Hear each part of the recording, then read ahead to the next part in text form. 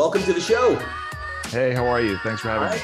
I am really, really good. And for those of you that are watching on video, you will see my background's a little different because I'm in Rome, Italy, and I'm in the kitchen because the kitchen has the best Wi-Fi in the whole Airbnb. So here we are. But I am looking out at the Pantheon, and just to my right is the Vatican. So that is really cool. And a side note, today we went down to go check out the Vatican, and I looked up, and the Pope was doing a service. It was the first time in my life that I ever experienced it. It was really freaking cool. Wow. I'm jealous. That sounds amazing. Cool stuff. All right. So I'm super excited to have you on the show, mostly because you're a memory champion and I can't remember what I did yesterday. So I'm super excited that you're going to be here and maybe you can dispel some of the myths that I have in my head that I'm just getting old and I can't remember things. So I think a good place to start with you would be to take you kind of back to England, to take you back to Wimbledon, right? So you were born in the UK in Wimbledon, but you grew up in England, France, and the US. So my first weird question is, do you feel more English, French, or United Statesian? I definitely feel at this point in my life American. But when the World Cup comes around, that's a whole thing. The whole thing. You know, yeah, I mean, because add to that, my mom's technically she's Belgian, Flemish Belgian, and so you know we have Belgium, France, England. You know, and the soccer teams, U.S. I don't even care about for soccer. So, but I definitely identify my roots being European, probably French more than anything, just because that's kind of what was in our culture at home. In the cooking and the languages we spoke.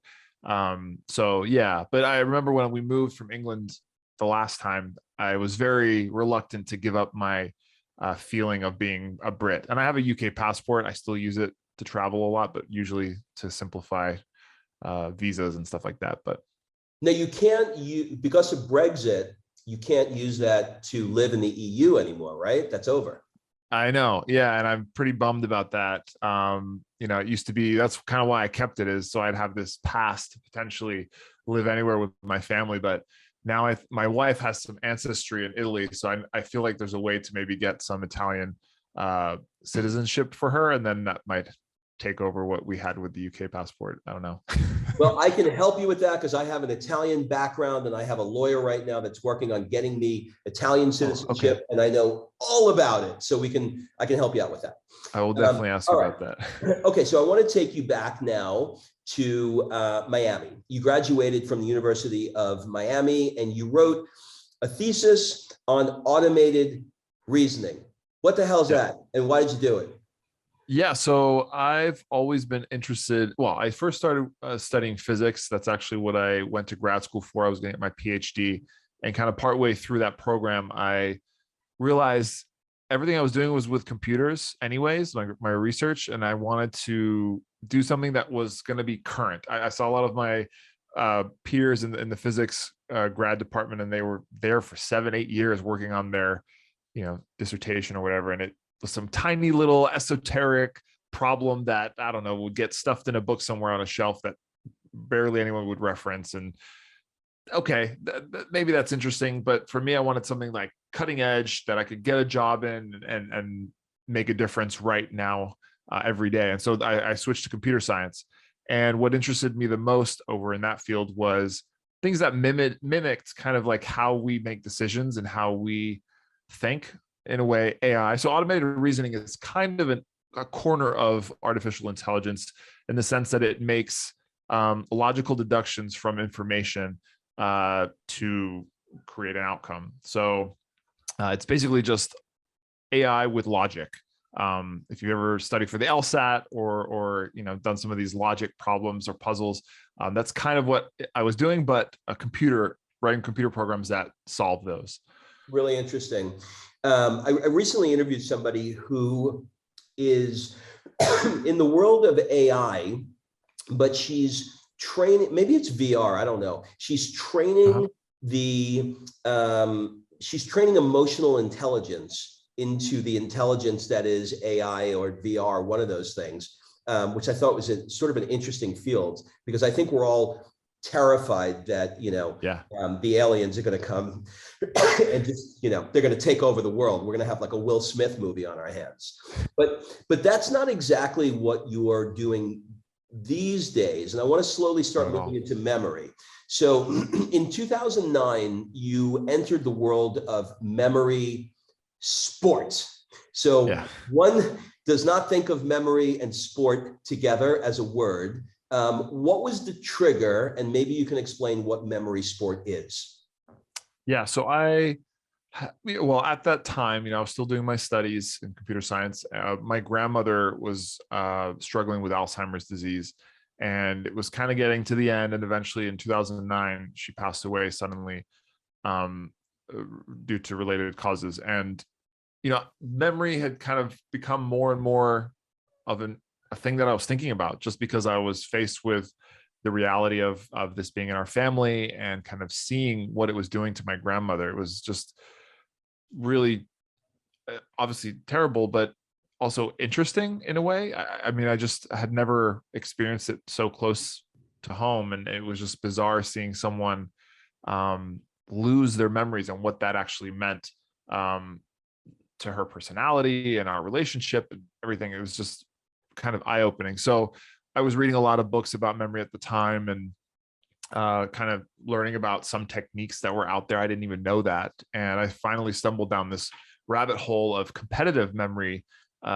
championships, or this competitive world, and was just blown away at the things that some of these people were doing. And above all, these were people that were just average Joes, supposedly, who had learned some memory techniques and practiced as if it were like playing the piano or, getting stronger at the gym. And that I had never thought of before. And that kind of hooked me in, and the rest is kind of history. In terms of what, sorry, go ahead. That's okay. So your grandma, Josephine was her name, right? Yep. Okay. Yeah, we called her something else, more affectionate, but yeah, Josephine. Yeah. What did you call her?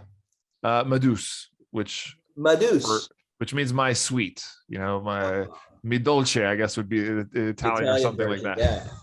Yeah. My wife definitely does not call me that. That's really cool. Before you go on, I want to ask you something that popped in my head, and I hadn't thought about this until it just popped in my head. Have you been following Tony Bennett and his Alzheimer's? No. Okay, so the other singer, Tony Bennett, right? Of course, yeah.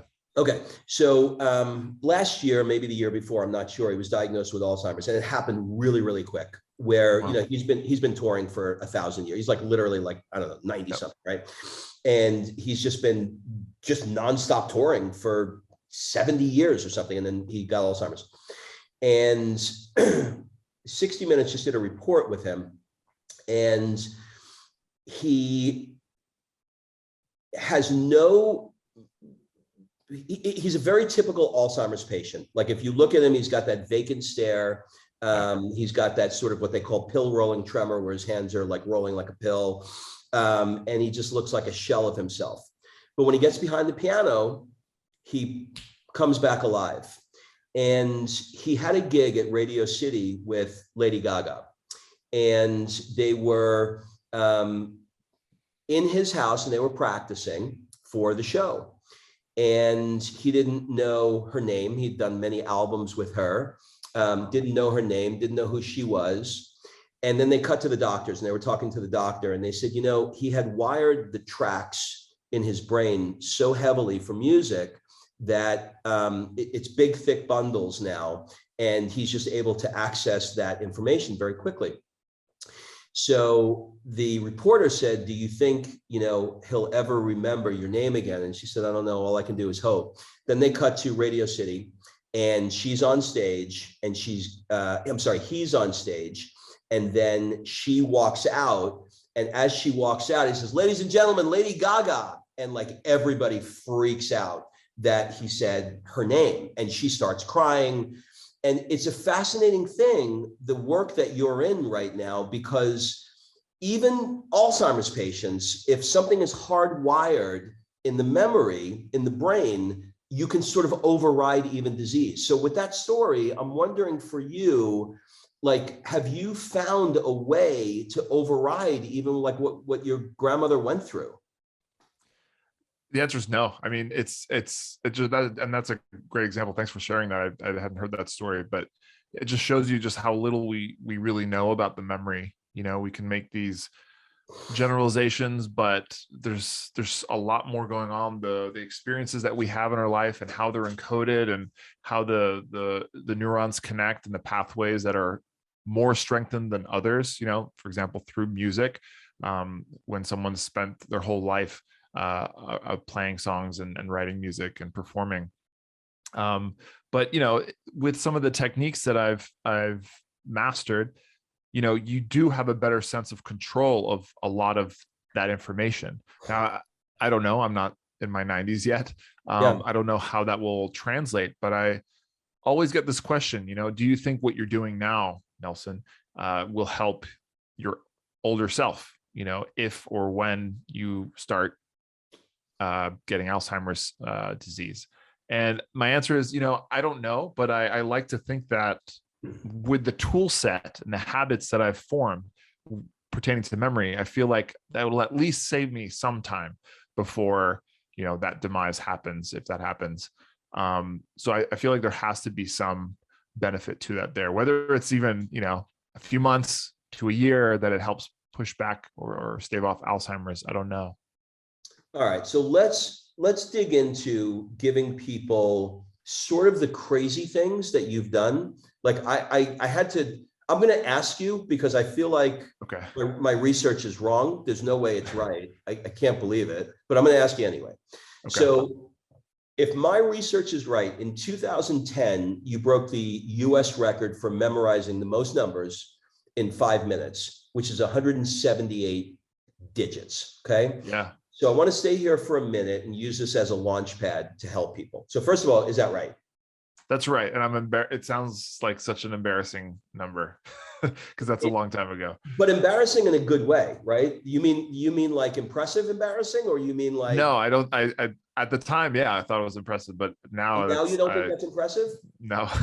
People can't remember a phone number. You have I know. to remember 178 digits. Most people can't remember 7. Okay. Yeah. Anyway, that notwithstanding, that's so interesting that you find that embarrassing. There was once a time where you couldn't do that, where Exactly. you couldn't remember 178 digits, right? Yeah. What were the strategies that you put in place and trained on so that you can memorize 178 digits in 5 minutes? Yeah. So it all comes down to, you know, and I had to learn this, I didn't know, is finding a way to convert complicated information like a number, that's a great example, into a relatable, meaningful image in my mind of something that, you know, elicits all sorts of emotions and makes, you know, all my senses light up in my mind. So numbers don't do that necessarily. I mean, you may look at a couple numbers and be like, oh, you know what? That's the same jersey number as Shaquille O'Neal, or that's 07. That's kind of like James Bond, 007. I kind of could think of that. But to be able to do that for all combinations of 2-digit or 3-digit numbers, that's tricky. So, you know, I came up with a system to translate all those numbers into relatable images for me. And then the next step is, what do you do with those images? How do you keep them straight in your mind? You know, like doing that for a few digits, sure, but for 178 digits in a row, doesn't make that necessarily any easier. So the second step is kind of figuring out how to structure those images and organize them. And there's this memory technique called the memory palace that a lot of us at these championships employ to be able to do these feats that seem impossible, where you're memorizing large amounts of information. So that combination of imagery for whatever you're memorizing, and then placing it somewhere in our mind that's easy to retrieve, that's the key, is so that we can easily pick out all 178 digits with ease, is kind of the basic process. So, you know, I remember when I was in school and I was trying to remember something. You know, we always come up with a mnemonic, and it was always nasty, dirty, sexy mnemonics, right? So it was like the sluttier the mnemonic, the better the memory recall, because it had, you know, for a dude, he's going to remember that more than anything else. And I'm not quite sure, and I guess this is the magic of your products, but I'm not quite sure how you would take the number, you know, 9 and make it in any way that you can remember it other than the number 9. And maybe we can, you know, get into that a little bit. Sure. But I have a question. So I'm living here now in Italy. I've been here for 4 months, and I am in the process of trying to learn Italian. And there are things that are very confusing, as you can imagine, trying to learn another language. Like, for example, the word fattoria, Fattoria, I look and my brain goes, oh, that's easy, factory. No, it's not, it's a farm. Do you know what I mean? So I'm looking at words that look like they're American, and I'm making an association incorrectly. So now I have to figure out, well, how do I take a word that when I visually look at it, looks like factory, but it's not, it's a farm. So does your techniques help somebody who's trying to learn a language? Sure. And that's a great common obstacle in language learning. Those are called false friends, because they sound like things you would assume it to be, you know, because there are a lot of words that are from English that are just Italianified, right? Yep. I mean, or the other way around, it's an Italian word and it's the same in English, like pizza is pizza, right? Mm-hmm. So anyway, so fattoria, right? Did I say that right? Fattoria, yeah. You think, okay, factory, right? But then you learn and you try to correct yourself. Okay, this is a farm, not a factory. So there's 2 ways to do it. One would be just to, you know, try to just associate fattoria, forget about the factory association you already have, to something related to farm. So I immediately would think, okay, there's that keyword fat, right? So I would just think of like, fat farm animals, like fat pig, fat cows, just like, and go overboard with these images, right? They're just like in the mud, just like disgusting, overly fat, and the cows can't even walk, you know, that kind of thing. But if you really see, like, you keep making the mistake of instantly thinking of a factory, then you can almost use that to a benefit and relate somehow, you know, your instant thought, which is a factory, and kind of guide it towards what that image could be related to a farm. So maybe it's a factory of getting slaughtered in the factory. Exactly, right? You know, and maybe it's a factory is inside of a farm or a barn house, you know, barnyard or something like that. So there's different ways. It's all a matter of in terms of actually language learning, is coming up with those associations and kind of attaching them to things that you already know, these anchors. And that's the fact that you know what a farm is, and you know, I guess, what a factory is, and then you can kind of come up with these pictures that relate it to what the word looks like or sounds like in the foreign language. All right. Well, how do you do it with a number? So with a number, you know, like I said, there are some that you might just know. Like if you said the number 9, right? Maybe immediately you think of, you know, 9 lives, a cat, right? So maybe you could just say, okay, whenever I think of 9, I think of 9 lives. So maybe my image for the number 9 would always just be a cat, right? And you make that conscious decision. You know, a lot of these systems that I have, where I teach people, you know, I make them come up with a list, write it down, and decide on what number will be what. Another way to do it is if you're heavily into sports or I guess sports or statistics in some way, you can use what you know already. And like I said before, a lot of them you won't have anything for, like 55, you know, maybe there's nothing that comes to mind, right? Speed limit for me, but I got it. Maybe, yeah, that's a good one. Or 64, maybe you think of Nintendo 64. Maybe you played that growing up as a kid. I don't know.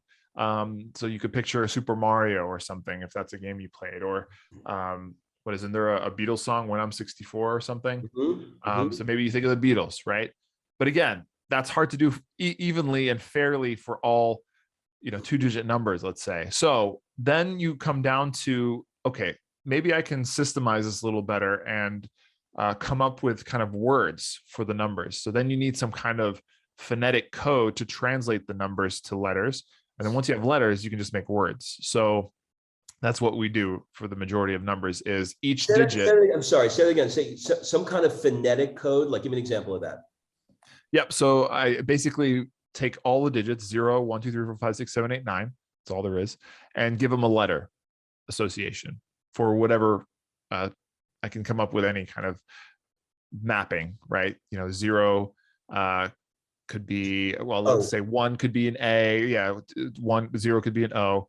Whatever you decide. And there are dedicated systems out there that are already set. Somebody came up with them and people decided it was good, but it's not the end all be all. You can come up with your own if any others make sense to you. But anyways, once you have that, then let's say a 2-digit number like 55, depending on the system you use. One of the systems, for example, makes 5 an L.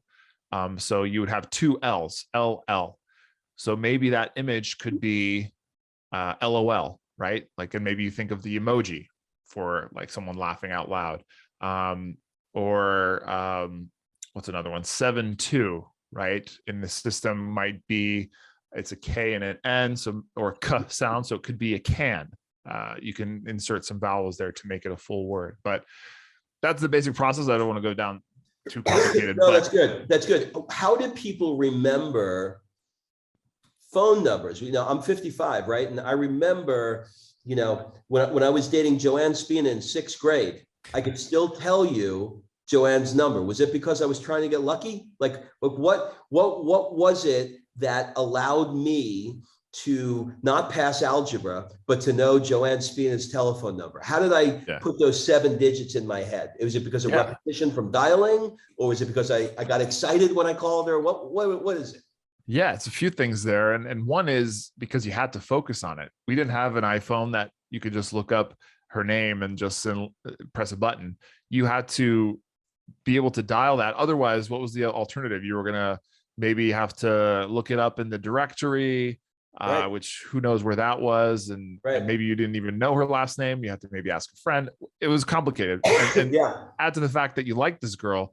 You sure as heck just wanted to know her number. So, and the repetition as well, a lot of my numbers from when I was a kid, our house number, my best friend's number, I can still rapidly say it or imagine myself dialing it on a keypad, and it's just through repetition and the sheer fact that you had to focus on knowing these numbers, because otherwise you would have to look it up and it wasn't as easy as it is now to access them. So we don't do that anymore. So we don't know any numbers.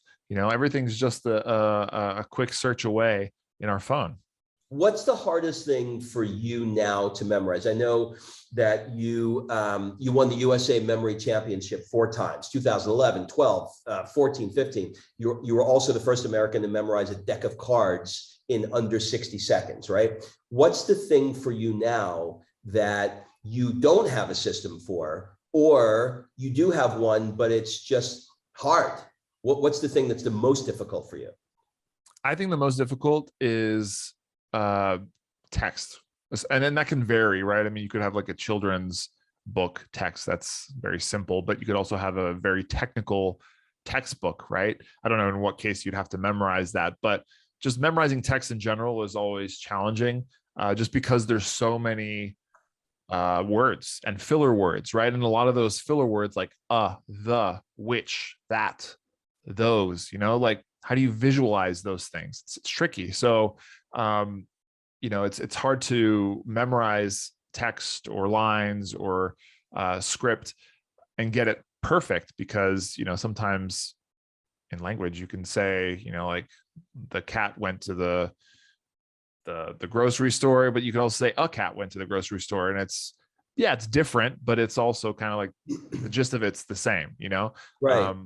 So it can depend. Does it matter that you say that so differently, or can you get away with it? Are you saying things verbatim, like reciting a poem in a speech, or are you giving a speech where it's just, you got to hit the key points and whatever you say kind of around it and in between is okay. So making the point I'm making is that it's so flexible, and there's a lot of differences in different scenarios that it makes it quite complicated. And there's no like real system, you just kind of have to improvise as you go.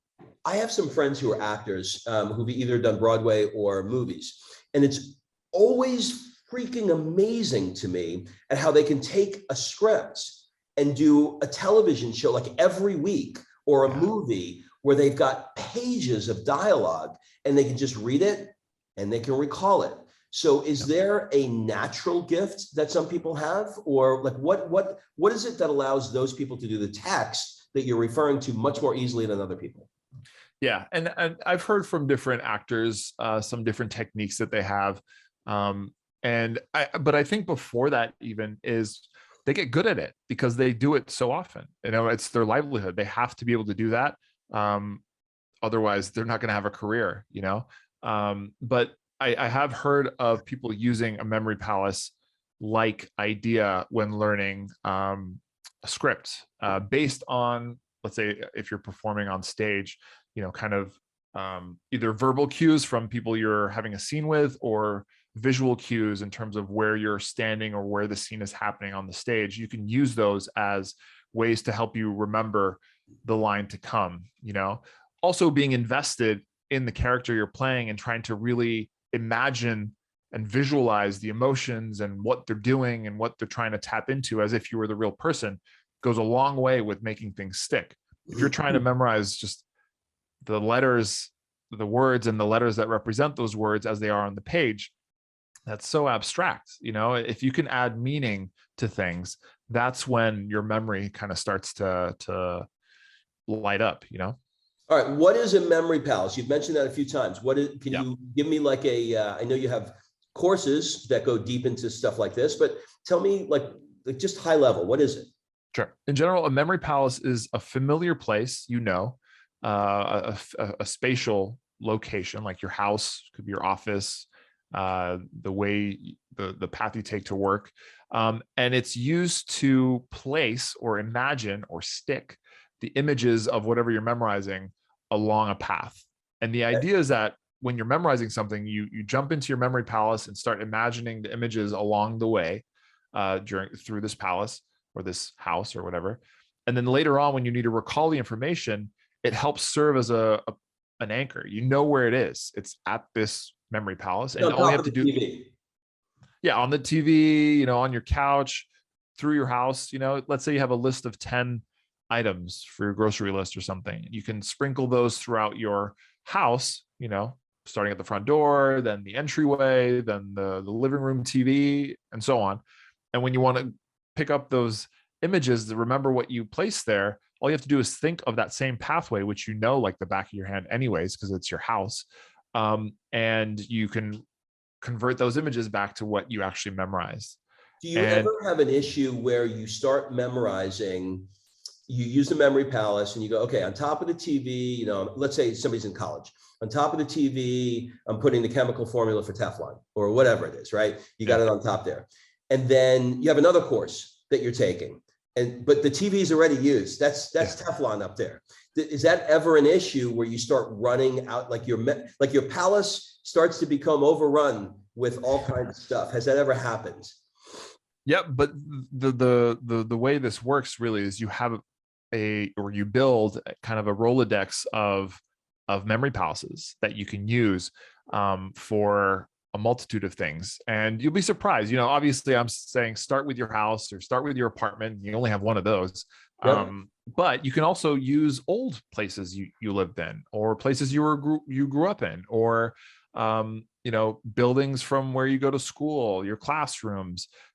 The limit to what could be a memory palace is unlimited, and the size of them is also you can make them small, you can make them large, and the idea is that when you're memorizing something new that you want to keep forever, let's say you're in a chemistry course and you want to remember everything that's important from that course, maybe you create a specific memory palace for that information, and then that just serves as a house for that information for all time. You don't touch it ever with anything else.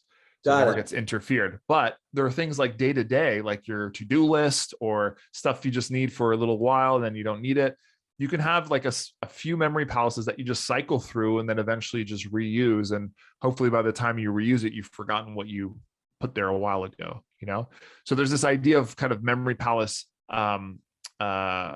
organization and usage that has to be taken into account. You don't just create just one, you know. Got it. So we have this idea of like short and long-term memory, right? Not an idea. There is short and long-term memory. So I think that I've been told in the past that you can't really hold on to more than 2 or 3 things in short-term memory quite effectively. So in other words, you and I are having a conversation right now, and I have a question that I want to ask you, or there's something in my head. Without me looking at my notes, I can really only hold so much in my brain. So how do you address short-term versus long-term memory in processes like this? Yeah, well, I'd even argue that there's kind of 3 types of memory. There's working memory, short-term memory, and long-term memory. And working memory is really what your brain can process kind of like in a working order, meaning it's what it can hold until it's full in the moment, and then it just drops, right? So think about like you get a code on your phone to access, you know, that account, and it's like a 6 or 7 digit number, and you're kind of just repeating it to yourself until you type it, and then it's gone. Right. And if you don't repeat it to yourself, it's gone, you know? Over. So that's just like what our mental buffer is naturally allowing us, right? Now, the next step, short-term memory, is if you take that working memory information and you process it in some way. And some way can be as simple as, you know, intently reading it and kind of giving it some kind of extra meaning, to as far as turning it into an image based on your number system and putting it in a memory palace. All right. So that keeps it for longer, and varying in how you do that, thinking about it will extend its life a certain degree. Not forever. It's not long-term memory. These memory palace techniques do keep it for longer, but you will eventually forget it unless you review. And then review through a regular kind of frequency is what gets things into your long-term memory. And that's where it gets to a point where you almost don't need to access it via a memory palace, because you just know it. It's just in you, right? And it's not going to go away, at least not for years, right? So yeah, those are kind of the 3 things. But I always say with memory palace techniques and memory strategies, it's to get information into your short-term memory fast. And then if you want to put it into your long-term memory, you just have to review that information. Okay, this is really interesting to me. So this is going to fall into the woo-woo, weirdo, woo-woo stuff. But like, where is this going? Like, we've got a brain. It's a lump of gray matter, right? If we open the skull, we got, like, I just had dinner the other night, and on the menu was brain, right? It was like calf brain or some weird Italian shit. And I'm looking at it, I'm like going like it's just a gelatinous, nasty thing. Yeah. Where, like, do you ever wonder, like where is that? You know, you held the national record for memorizing the most names in 15 minutes. You memorized 235 names in 15 minutes, which I'm going to ask you about in a second. But like, where did those names go? like, can I open you up and find Luigi? Like where? Like, do you ever wonder about that? Do you ever think about that? It blows my mind, you know. And you think about just people of our age. It's just like you've had so many experiences, so many things, and some things are readily available, some things are buried there, and you suddenly, or one morning, might wake up and something reminds you of something you haven't thought about in years, and you didn't even know that you still remembered it, right? And where is that? Where is it tucked in? And I'm not a neuroscientist, so I don't know. I'm sure there's better explanations to this, but you know, our brain is a network of neurons and things connecting and speaking to each other. And you know, like in the Tony Bennett case, the music kind of connectivity is probably a lot thicker and more well-traveled, easier to kind of connect and wire and access, while other stuff isn't so well connected. And that's kind of what Alzheimer's eats away at, are those connections. So yeah, it's not even necessarily clear to me where all that stuff lives in our minds, but you know, there's billions and billions of neurons in our brains that are just firing in different ways, and different combinations of ways when we think about certain things. Yeah, I mean, it's crazy. There was a podcast that Malcolm Gladwell did. There was a reporter, Brian something or other. People will message me on it. And essentially, the story is that he was in a plane. There was two helicopters. He was in Afghanistan, and he was doing an embedded reporting thing. And I'm not a helicopter, not a plane. The helicopter, and he was following two helicopters. He was in the back, and the first helicopter got shot down and was forced to land, and he was forced to land. And he goes on David Letterman, and he starts talking about it, and his stories started to change. You remember this? Yeah. Yep. His story started to change. When he first landed, he told the truth. He told exactly what happened. But by a year later, he was the one that was in the helicopter and got shot down, and he tells the story out. And the brain, they have this thing that I want to ask you about it. I don't know if you know about this, but they call it like these flashbulb moments that happen. And the brain starts conflating information. And so then Gladwell references this thing where they've done reports with people about where they were when 9/11 happens. And every year they call them and say, hey, where were you when 9/11 happens? And they write it down. And so since 9/11, they've been doing this. It's like 99% of them, like not even like, it's almost all of them tell a different story every year as the year goes on. I know exactly where I was. I was folding clothes in the laundry room. I know exactly where I was in my daughter's bedroom and I was putting her to sleep. I know exactly. And it's like, our brain does these weird things. So what's your thoughts on that based on memory? Anything hit you when I tell you that? Yeah, it's interesting. I often use 9/11 as an example because, I talk about how we don't really remember much of what happened to us even last week, but we all remember where we were on 9/11. And to a degree, it's not like we're suddenly there able to view exactly what happened detail by detail, but there is an extraordinary amount of detail. Not to say that it's entirely accurate and that it can't be skewed, but I think the general gist of it is probably true. But you're right. I mean, and I don't know what necessarily is happening there over time, but our brain does that. I mean, I've seen that on some brain shows where they talk about witnesses from crimes and stuff, and what they think they saw or what they actually saw or what we they fill in the gaps, right? We fill in the gaps with different things. Yeah, and it can be influenced, right? I mean, there's if you hear somebody else's account who was there with you and it's slightly different, you'd be like, well, maybe you're right. Maybe if you're more confident, you'd ignore it, but maybe if you're a little more of able to be convinced, you slightly skew it towards the other person's. All right, I went to a party the other night, and it was like, think Tom Cruise and Eyes Wide Shut. It was like not like that's a special kind of party. Not creepy. It wasn't a swinger thing, but it was like that. It was in a palazzo. Masks and everything. Well, sort of. We were in. You can look on my Instagram. It was.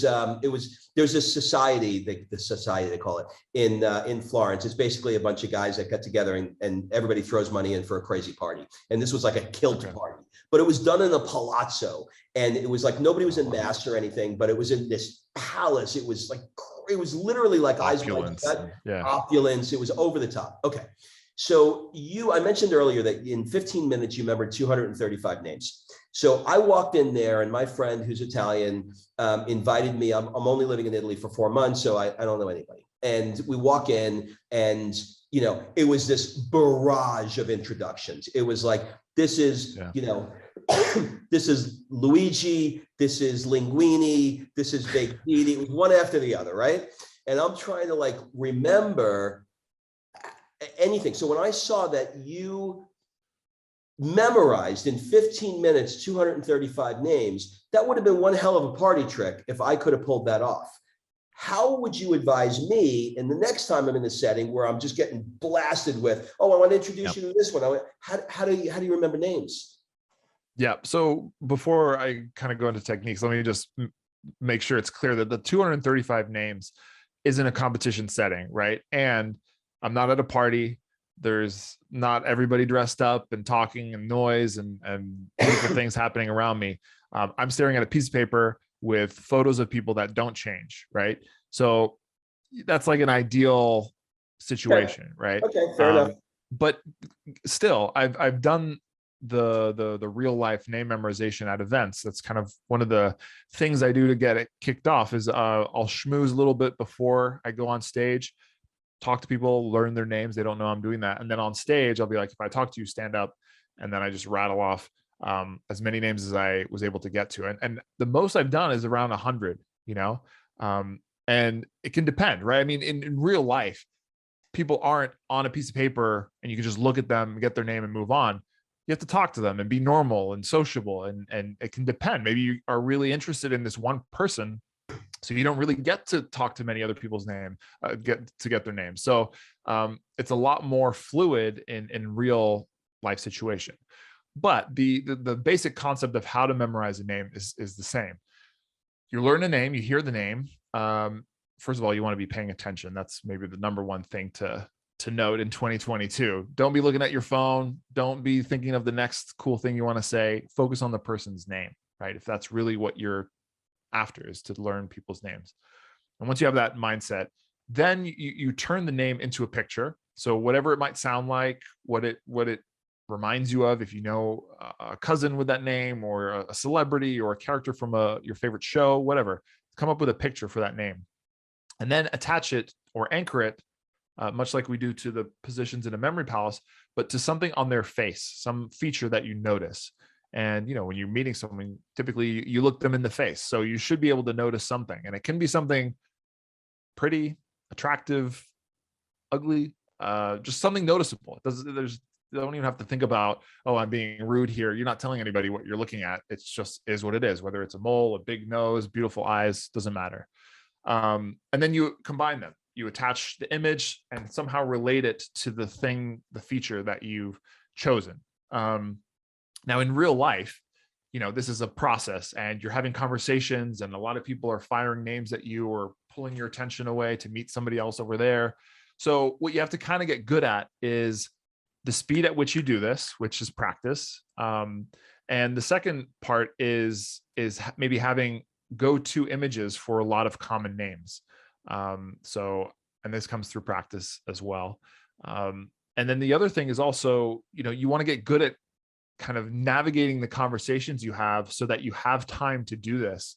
And it can be as obvious as, bring up the name and talk about the name with the person. Be like, oh, that's an interesting name. Where did you get that from? Is that, are you named after someone, or that's an unusual name? How do you spell it? Stall, right? People love talking about their names and themselves. So it's not like a weird conversation for a party, So those things combined can help you master memorizing an entire room. All right. So let's say, sorry about the church bells in the background, but I am in Italy and the church bells are going off. Yeah. So it's a holiday here. So they're like going off every freaking 15 minutes. There's always a holiday here. Okay. My name is an interesting name. So, well, let me just ask you before I don't want to put this on you if you don't think this. If you were trying to memorize my name, Robert Murgatroyd, what would you do? Right. So Robert is fairly common, and I have already sorry, I had a call coming. I have an image for Robert already. One of my best friends growing up is named Robert, and he's a DJ, or was a DJ. So whenever I think of Robert or meet a Robert, it's always this kind of like action of someone being a DJ, like with the hands, on records. Right. So that's done. Now the next part, and this is, sometimes you only learn a first name, so maybe that's enough, but sometimes you have the full name, right? So Murgatroyd is an awesome last name, by the way. Thanks. And it reminds me of, I don't even know if it's correct, but Megatroid or something from Transformers, right? I don't even know if it's correct. I'm sorry to interrupt you, but this is interesting.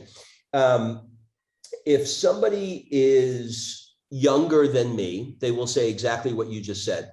They'll say, weren't you like a transformer or something? And what you're trying to say is Megatron, and that was a transformer. If somebody is older, they will say, wasn't that like Snagglepuss or something on a cartoon where he said heavens to Murgatroyd? So I can always tell sort of how Confusing old too, somebody yeah. is, because they'll either say Transformers or they'll say Snagglepuss.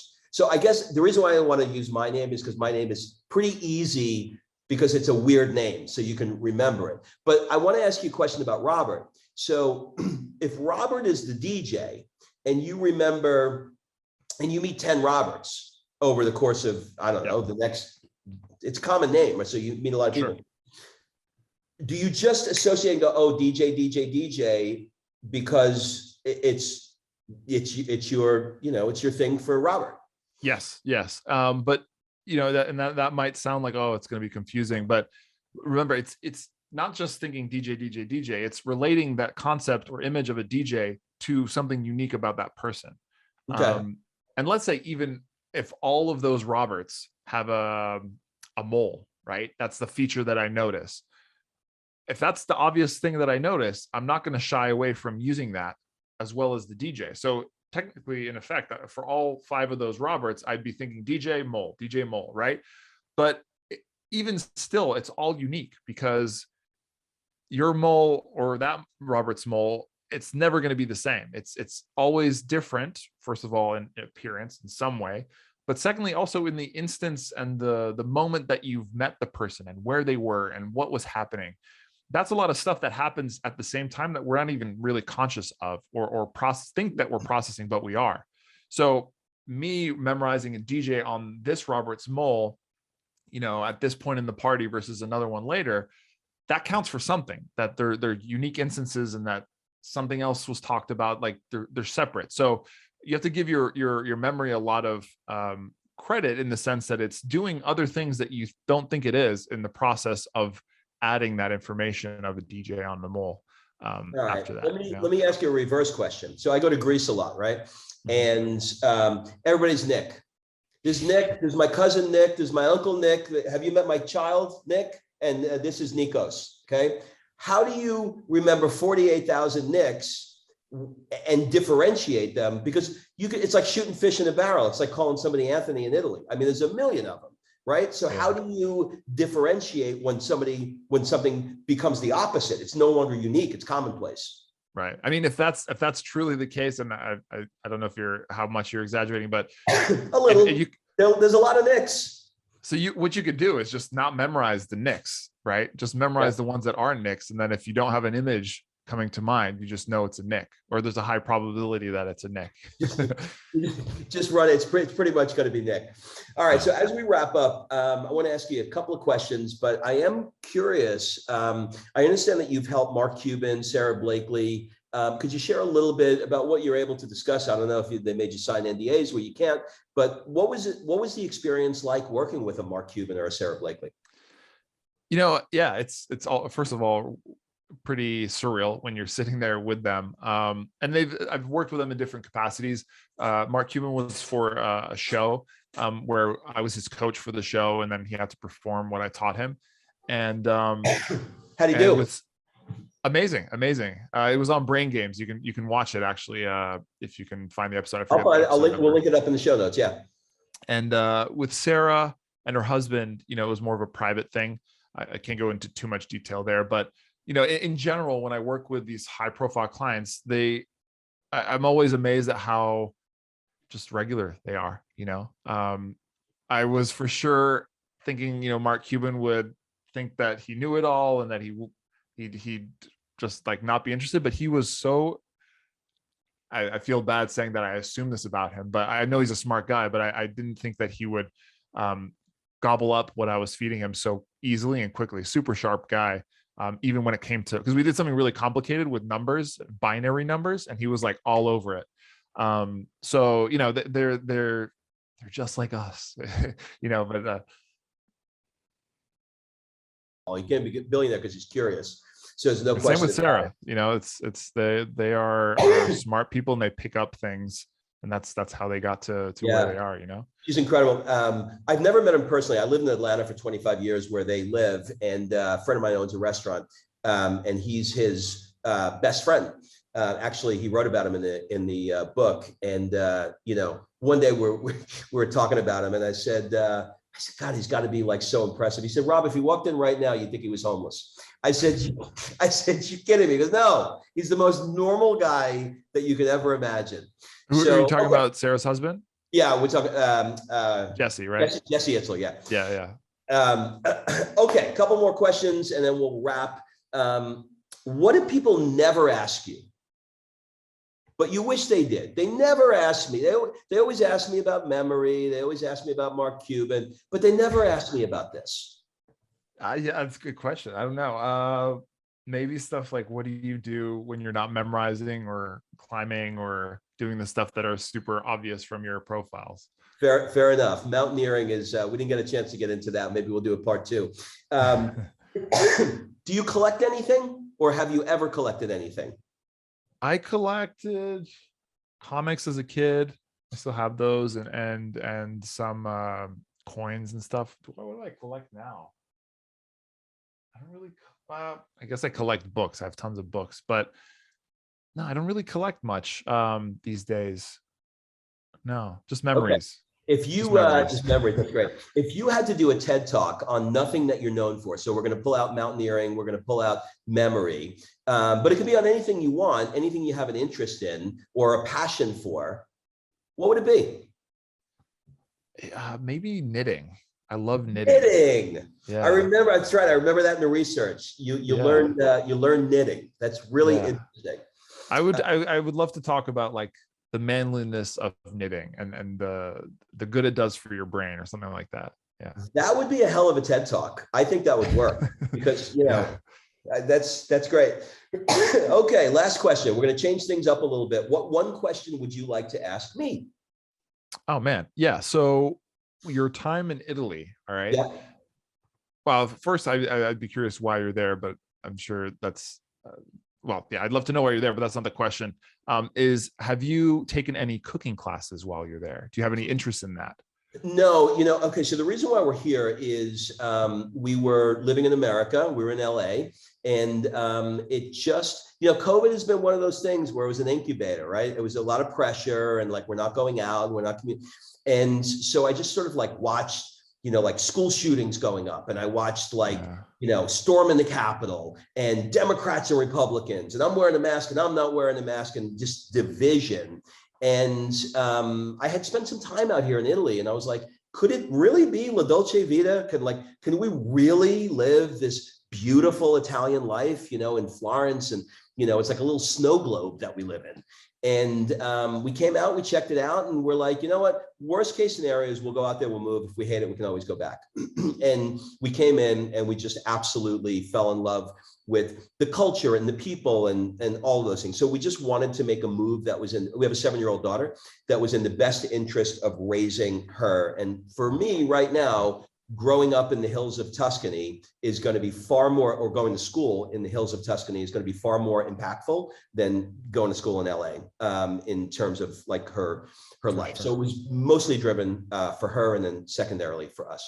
And then the other part is we have taken cooking classes here. That's not our primary focus right now. Our primary focus is 2 things.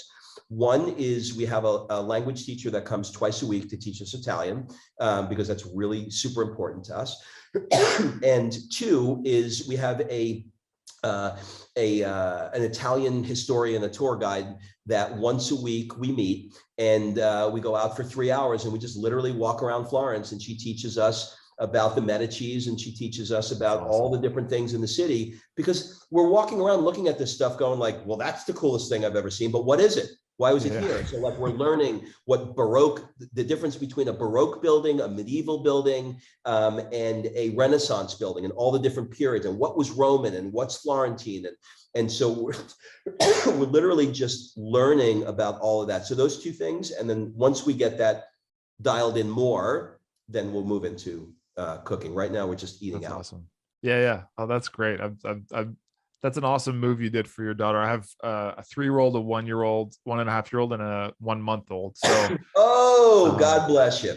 God bless you, man. You are in it. Do you have any final words, suggestions, or an ask for the people that are listening? And of course, we're going to link everything up in the show notes with your products, your books, etc. Yeah, if anybody's interested to learn more about the techniques that I teach, my website is a great starting point. It links to everything. Most of my content goes on YouTube. I have pretty good following, and I put out videos that are more entertaining Yep. than anything, but also informative at times on YouTube. So that's another place. And then I have a couple books published. You can find them on Amazon if you search my name. And I have a course that goes live every so often that you can find through my website. Beautiful, brother. This was fun. We're going to link everything up so everybody can have it and get a better memory. So thank you again for Awesome. taking the time. Thank you so much for having me. I appreciate it.